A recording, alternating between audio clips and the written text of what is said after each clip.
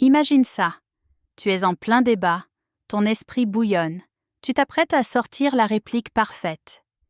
Et là, une pensée te traverse. Et si ta plus grande force n'était pas dans tes mots, mais dans ton silence? Pourquoi Jésus, face à ses accusateurs, a-t-il choisi le silence au lieu de se défendre? Aujourd'hui, je vais te montrer 3 clés puissantes. Se concentrer sur Dieu, s'humilier et rester silencieux. Et crois-moi, une fois que tu comprendras ça, tu ne verras plus jamais ta vie de la même manière. Premier, se concentrer sur Dieu. On vit dans un monde bruyant. Notifications, opinions, réseaux sociaux, tout le monde crie. Mais si ton téléphone perd le réseau quand il est trop encombré, imagine ton esprit. Quand tu te connectes à 1000 distractions, tu perds le signal avec l'essentiel. Se concentrer sur Dieu, c'est retrouver la ligne directe. C'est comme passer du bruit à une mélodie claire. Plus de paix, plus de direction, plus de force intérieure. Pendant que les autres courent dans tous les sens, toi, tu marches droit. 2. L'humilité comme super-pouvoir. Maintenant, parlons d'humilité. Beaucoup pensent que s'humilier, c'est se rabaisser. Faux. L'humilité, c'est se libérer de l'ego. C'est accepter qu'on n'est pas au centre de l'univers et que ça, c'est une force énorme. Regarde les plus grands leaders, sportifs, entrepreneurs.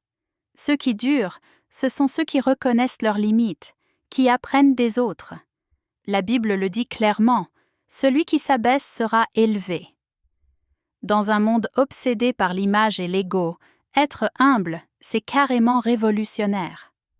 Troisième, la puissance du silence. Et là, le silence. Imagine une dispute, une critique en ligne, quelqu'un qui te provoque. Ton instinct? Répondre.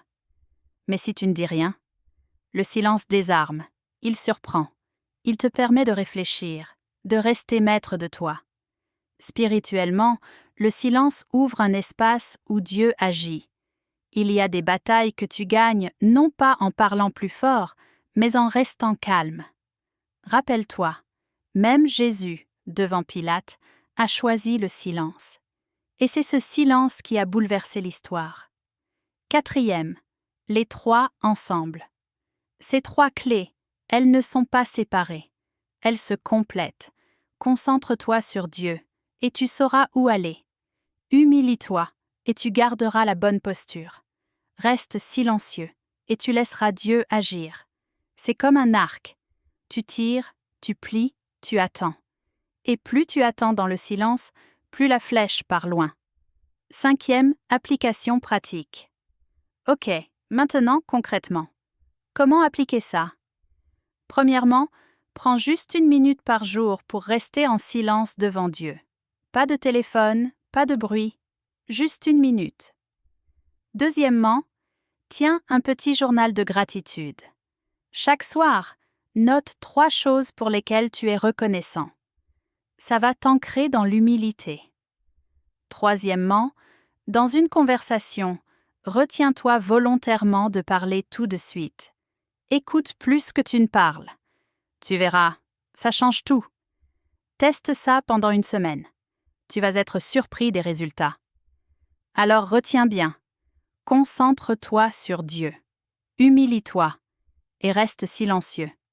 3 clés simples, mais explosives. Ton silence peut être la voix la plus puissante dans la pièce. Et maintenant, si ce message t'a parlé, abonne-toi, partage cette vidéo avec quelqu'un qui en a besoin. Et surtout, ne perds pas de temps. Mets ça en pratique dès aujourd'hui.